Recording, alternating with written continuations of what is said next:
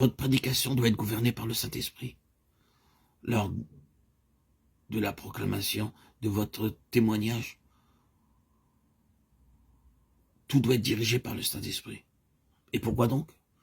Pour la simple raison, et c'est un principe clairement démontré dans le livre des Actes, que seul le Saint-Esprit a la divine connaissance pour savoir où sont ceux qui sont donnés à Christ et qui sont prêts à venir à lui.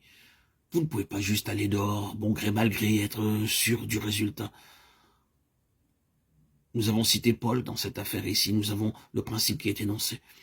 Ils étaient empêchés par le Saint-Esprit d'annoncer la parole dans l'Asie. Ils se disposaient à entrer en Bithynie, mais l'Esprit de Jésus ne le leur permit pas. Actes 16, 6, 7. Paul a pu aller en Bithynie, en Asie, à une autre période, mais non à ce moment-là. Le Saint-Esprit en assume la responsabilité. Empêchés par le Saint-Esprit, l'Esprit de Jésus ne leur permit pas. Et pourquoi donc? C'est à cause de la souveraineté de Dieu. Quand Paul vint à Corinthe, il était confronté à une terrible situation. Et l'Esprit du Seigneur lui dit, ne crains point, mais parle et ne te tais point, car je suis avec toi, et personne ne mettra la main sur toi pour te faire du mal. Parle, car j'ai un peuple nombreux dans cette ville. Acte 18, 9, 10. Voyez, l'œuvre des conseils éternels, la préconnaissance. Le livre des Actes est constitué sur ce principe. Nous y voyons un homme seul traversant un désert. Dieu, dans le ciel, l'a vu et sait qu'il est prêt pour l'évangile. Et envoie Philippe pour entrer en contact avec lui. L'Esprit dit à Philippe, avance et approche-toi de ce char. Et au verset 39, l'Esprit du Seigneur enleva Philippe.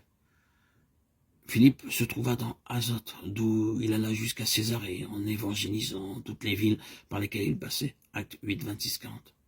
Ensuite, dans Césarée, il y avait un homme priant. Il demandait évidemment que le Seigneur le conduise et lui montre sa volonté.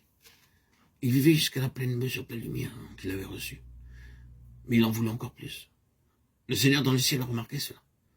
Le Seigneur dit à Pierre, qui était loin de Jopé, va et entre en contact avec cet homme qui est prêt. Acte 10. C'est la souveraineté d'esprit en relation avec le conseil éternel et la préconnaissance. L'aspect essentiel, c'est que le Saint-Esprit doit provoquer la proclamation et la gouverner, sans quoi il y aura beaucoup d'efforts inutiles et beaucoup de temps perdu. Vous ne pouvez pas faire ce genre de choses en mettant en place des comités et en établissant des programmes. Vous devez être un instrument gouverné par le Saint-Esprit pour ce travail. Car il a paru bon au Saint-Esprit et à nous. Acte 15, 28. C'est ainsi, tout le long de cette voie étroite. Ce doit être un domaine où le Saint-Esprit a toute la responsabilité. La proclamation doit être gouvernée entièrement par lui, de cette manière, et initiée par lui.